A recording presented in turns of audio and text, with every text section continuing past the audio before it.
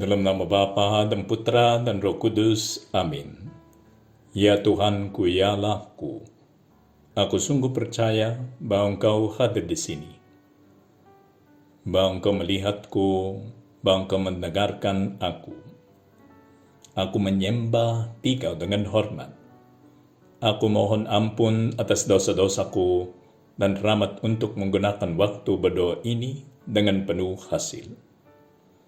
Bunda ko yang tak bernoda, Santo Yusuf, Bapa dan Tuanku, malaikat pelindungku, doakanlah aku. Akan tetapi, saudara-saudaraku yang kekasih, yang satu ini tidak boleh kamu lupakan, yaitu bahwa di hadapan Tuhan satu hari sama seperti 1000 tahun, dan 1000 tahun sama seperti satu hari. Ini kita ambil dari surat keduanya Santo Petrus yang akan dibaca minggu kedua Advent ini. Dan Santo Petrus berbicara tentang waktu yang bagi Tuhan itu karena dia kekal abadi, maka sama aja 1 hari dan 1000 tahun. Tapi bagi kita yang tinggal di dalam dunia ini, waktu itu sangat penting. Karena itu termasuk talenta yang diberikan kepada kita oleh Tuhan. Dan kita harus memakainya dengan baik. Jangan menguburkannya saja. Jangan membuang waktu itu. Karena itu sangat penting. Dengan waktu itu, kita bisa menang dan kita bisa menjadi layak untuk masuk ke surga. Akan tetapi, saudara-saudaraku kekasih, yang satu ini tidak boleh kamu lupakan, yaitu bahwa di hadapan Tuhan, satu hari sama seperti 1000 tahun dan 1000 tahun seperti satu hari. Tuhan tidak lalai menepati janjinya. Sekalipun ada orang yang menanggapnya sebagai kelalaian, tetapi ia sabar terhadap kamu, karena ia menghendaki supaya jangan ada yang binasa, melainkan supaya semua orang berbalik dan bertobat. Oke, rasanya mungkin waktunya masih lama kan? Waktunya masih lama untuk bertobat dan demikian mempersiapkan diri untuk masuk ke surga. Jangan berpikir seperti itu. Bagi di hadapan Tuhan satu hari sama seperti 1000 tahun, 1000 tahun sama seperti satu hari. Bagi kita harus waktu yang kita punya di dalam dunia ini harus terasa singkat, sehingga kita tidak membuang waktu. Tetapi hari Tuhan akan tiba seperti pencuri, katanya Santo Petrus. Saya kira bahwa semua ini dikatakan oleh Santo Petrus karena itu yang diajari oleh Tuhan Yesus kepada mereka, kan? Itu bukan hasil imajinasinya Santo Petrus. Ini dari Tuhan Yesus Kristus sendiri, bahwa kita harus mempersiapkan diri dan jangan berpikir bahwa ada banyak waktu untuk mempersiapkan diri menjadi layak masuk ke surga. Tetapi hari Tuhan akan tiba seperti pencuri. Pada hari itu langit akan lenyap dengan gemuruh dan yang dahsyat, dan unsur dunia akan hangus dalam nyala api, dan bumi dan segala yang ada di atasnya akan hilang lenyap. Jadi, jika segala sesuatu ini akan hancur secara demikian, betapa suci dan salehnya kamu harus hidup, yaitu kamu yang menantikan dan mempercepat kedatangan hari Allah. Bagaimana seharusnya kehidupan kita?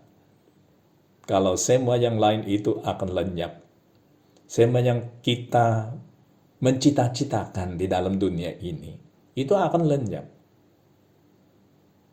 Maka kenapa kita terus-menerus mencari itu saja, kan?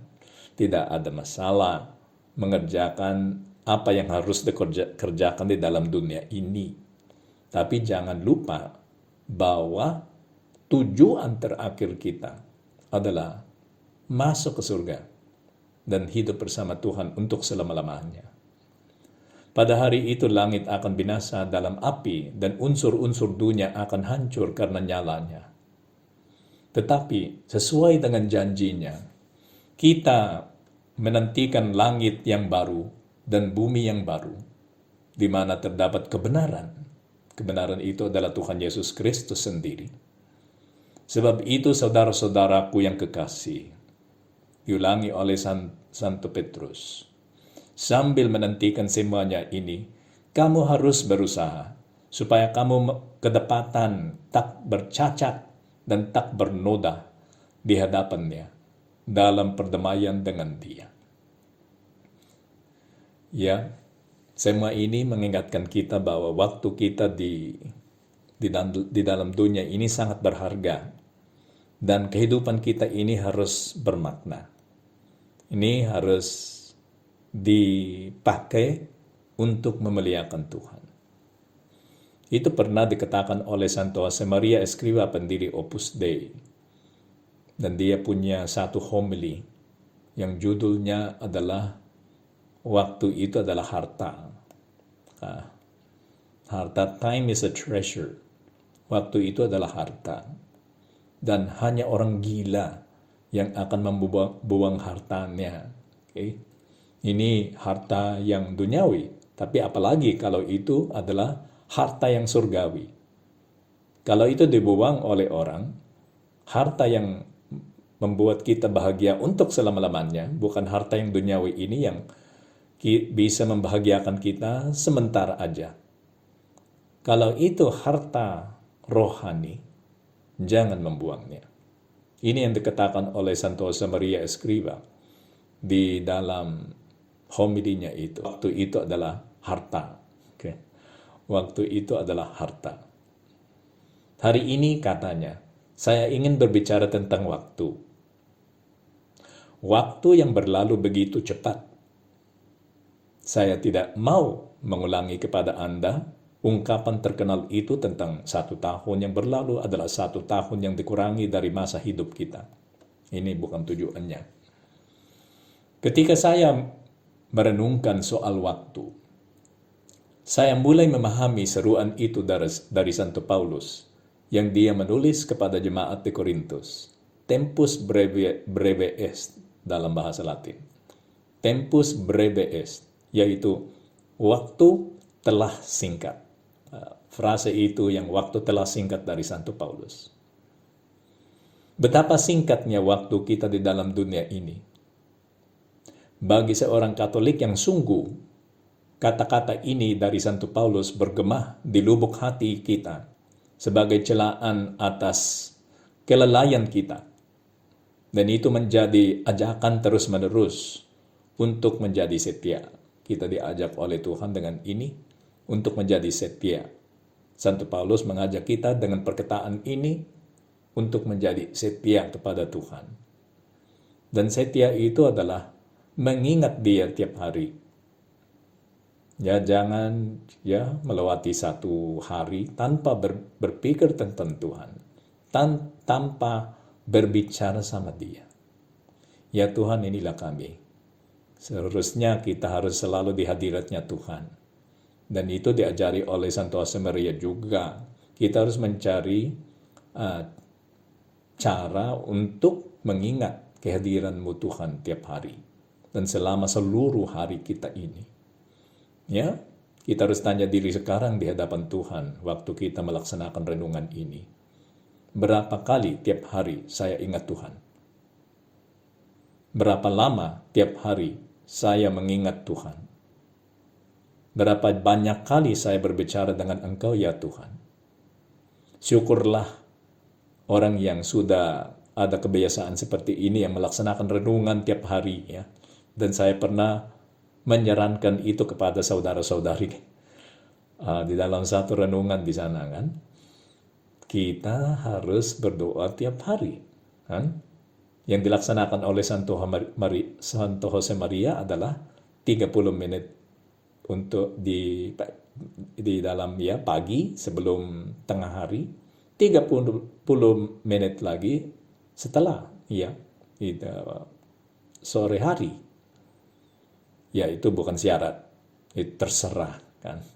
Ini untuk mengikuti apa yang disebut oleh Tuhan ya, yang di keluhan yang tentang tiga rasul itu, Santo Petrus, Santo Yohanes, dan Santo Yakobus. Nah, yang tidak bisa sampai berdoa bersama Tuhan Yesus Kristus 1 jam ya. Oke, seperti yang saya menjelaskan kemarin itu. Bagi kita yang sangat sibuk, tidak bisa banyak kali. Tapi sedikit, 10 menit bisa ya. Ada beberapa video lain yang menyarankan itu. Memberi renungan untuk 10 menit. Kalau itu berguna bagi Anda, silakan ya mendengarkan video itu. Video ini pun, ya, renungan ini pun bisa dipotong menjadi 3 bagian. Tiap bagian itu ada 10 menit kan. 10 menit untuk merenungkan sesuatu dari Tuhan. Ya, setelah 10 menit ditutup dan besok hari dibuka lagi, di mana kita berakhir ya hari sebelumnya kan. Oke, tapi yang penting adalah kita harus ingat Tuhan. Dan renungan seperti itu, katanya Santo Josemaria, harus dilaksanakan supaya ada waktu ketika perhatian kita kepada Tuhan sangat concentrated. Kan? Semuanya ada di konsentrat, gitu. Ada di sana. Dan seperti yang, kalau ada yang concentrated, dan ditaruh, ya, dimasukkan di dalam air misalnya, atau ditaruh di atas meja, sedikit sedikit yang concentrated itu menyebarkan diri kan, karena concentrated kan. Nah, doa seperti ini seperti concentrated, semuanya ada di sana, tapi sedikit demi sedikit pergi untuk memenuhi dengan kehadiran Tuhan semua waktu lain yang ada di dalam kehidupan kita ini. Maka itu menjadi tempat-tempat di mana kita hubungan kita dengan Tuhan itu sangat intens, supaya di dalam intensitasnya itu bisa mempengaruhi yang lain, bagian lain di dalam hari kita. Ketika saya merenungkan soal waktu, katanya Santo Josemaria, saya mulai memahami seruan itu dari Santo Paulus, yang dia menulis kepada jemaat di Korintus, tempus breve est, waktu telah singkat. Betapa singkatnya waktu kita di dalam dunia ini. Bagi seorang Katolik yang sungguh, kata-kata ini dari Santo Paulus bergema di lubuk hatinya sebagai celaan atas kelalaian kita dan menjadi ajakan terus-menerus untuk menjadi setia. Waktu kita memang singkat. Untuk mencintai, itu sangat kurang. Waktu kita di dalam dunia ini sangat kurang untuk mencintai Tuhan. Untuk memberi, untuk menyesal, sangat kurang. Oleh karena itu, betapa kemalangannya jika kita menyia-nyiakannya atau membuang harta karun ini begitu saja. Tidak boleh menyia-nyiakan bagian dari sejarah dunia ini yang telah dipercayakan kepada kita oleh Tuhan. Oke, ini waktu kehidupan kita ini adalah bagian dari sejarah dunia, sejarah penyelamatannya manusia yang dipercayakan kepada kita oleh Tuhan. Maka bagian ini di dalam sejarah manusia akan menjadi exciting atau membosankan sesuai dengan bagaimana kita berbicara sama Tuhan, berinteraksi dengan Tuhan. Tolong, tanyakan dirimu sekarang, katanya Santo Josemaria. Apakah kamu telah datang ke pesta pernikahan surgawi dengan mengenakan pakaian pernikahan yang diminta oleh Tuhan Yesus Kristus? Masih ingat perumpamaan itu yang dikatakan oleh Tuhan Yesus Kristus? Raja itu menyediakan perjamuan pernikahan dan dia mengajak banyak orang. Tapi banyak orang yang menolak dan tidak datang. Dan karena tidak datang orang-orang itu, dia mengajak semuanya yang ada di dalam di perjalanan. Dan Semuanya datang, tapi semuanya pakai, walaupun miskin dan cacat dan seperti itu. Mereka datang dengan mengenakan pakaian pernikahan. Tapi satu antara mereka, salah seorang antara mereka tidak mengenakan pakaian pernikahan. Lalu dia dikeluarkan dari perjamuan itu. Maksudnya Tuhan Yesus Kristus bahwa kalau kita mau masuk ke surga, kita harus layak. Yang minim kan. Harus tidak ada dosa berat dan kita mencintai Tuhan Yesus Kristus. Dan Tuhan Allah, Allah Bapa kan. Dan Allah Tritunggal. Termasuk Allah Roh Kudus. Tolong tanyakan dirimu sekarang, katanya Santo Josemaria, apakah kamu telah datang ke pesta pernikahan surgawi dengan mengenakan pakaian pernikahan yang diminta oleh Yesus? Periksalah batinmu dengan seksama. Saya ingin menjelaskan kepadamu dan ingin mengingatkan diriku sendiri bahwa pakaian pernikahan kita harus ditenun dengan cinta akan Tuhan.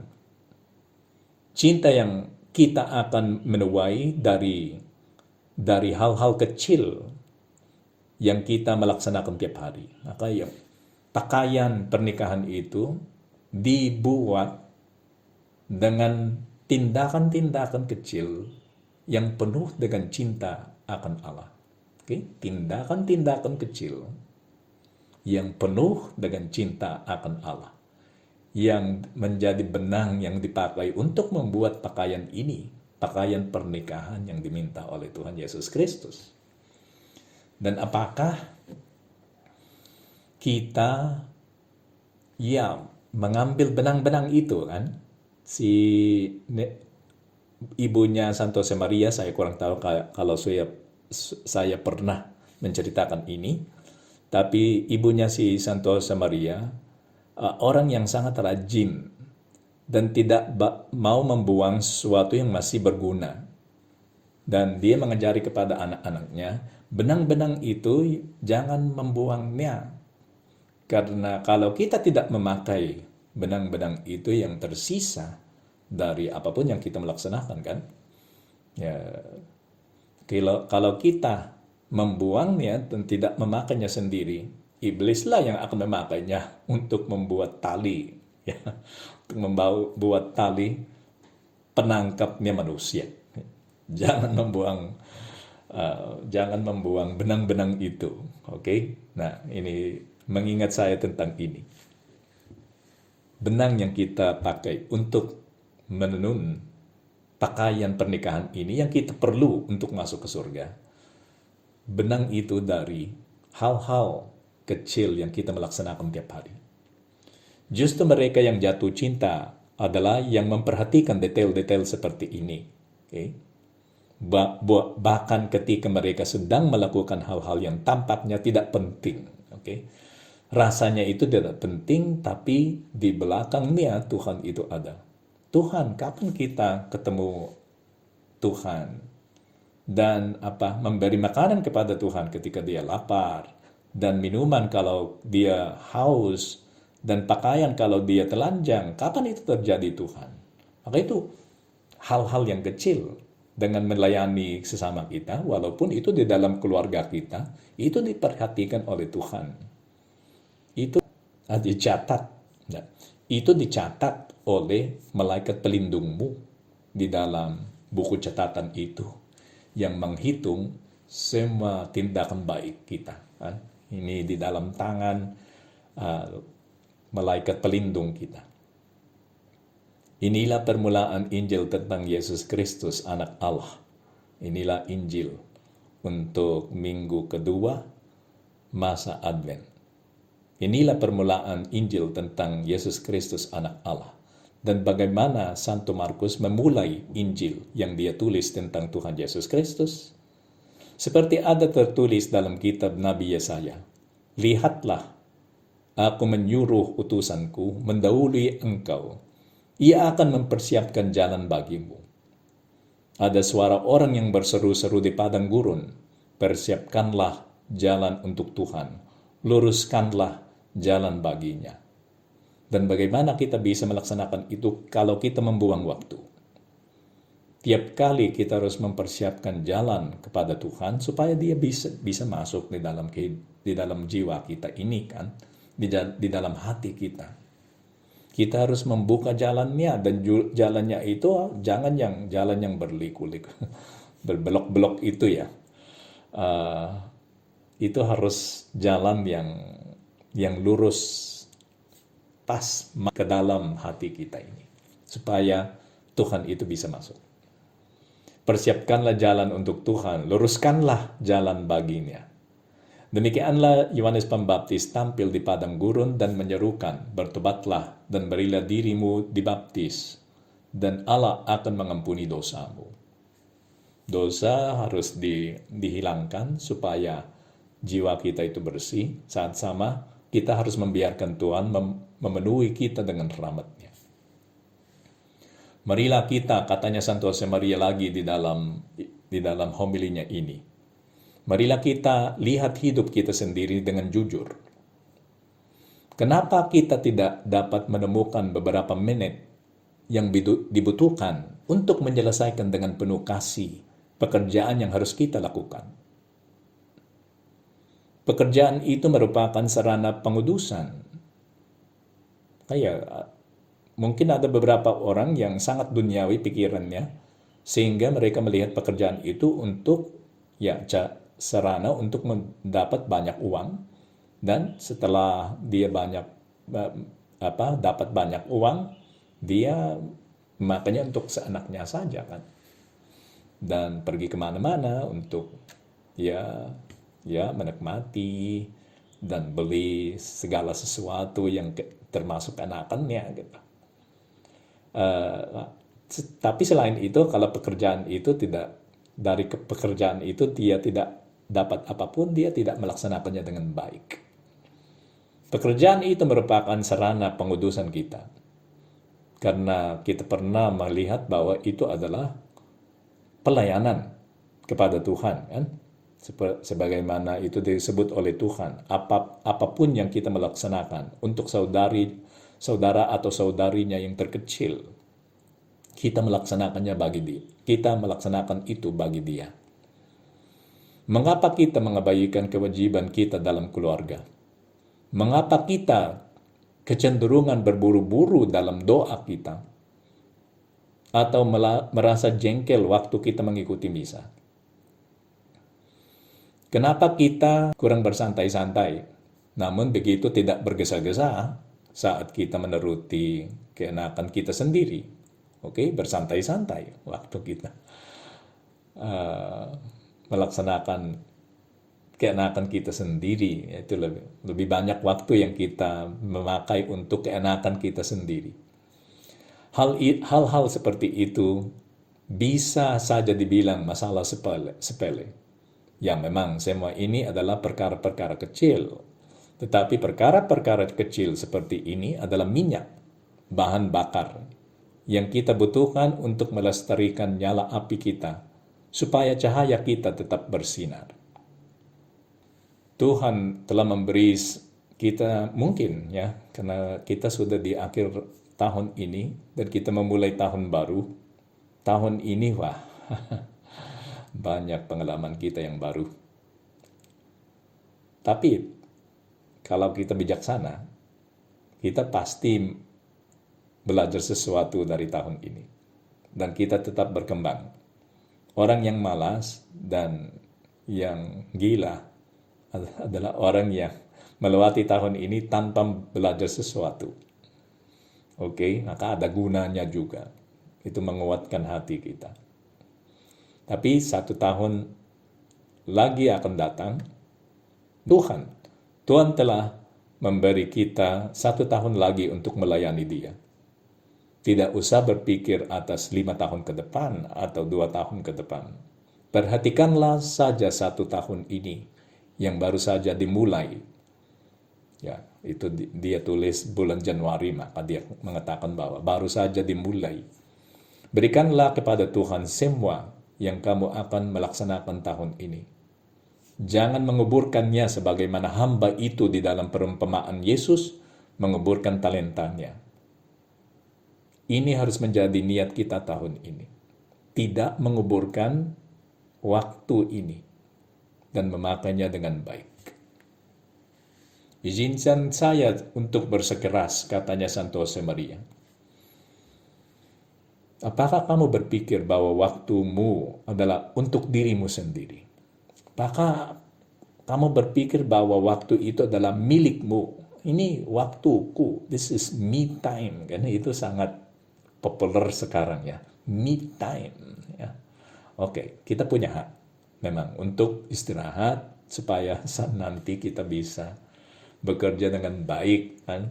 Itu bukan maksudnya dengan mengatakan ini, bukan maksudnya Santo Josemaria dan bukan maksud saya bahwa kita tidak perlu me time. Kita perlu me time. Tapi me time itu pun bukan milik kita. Me time itu adalah miliknya Tuhan. Maka kalau kita istirahat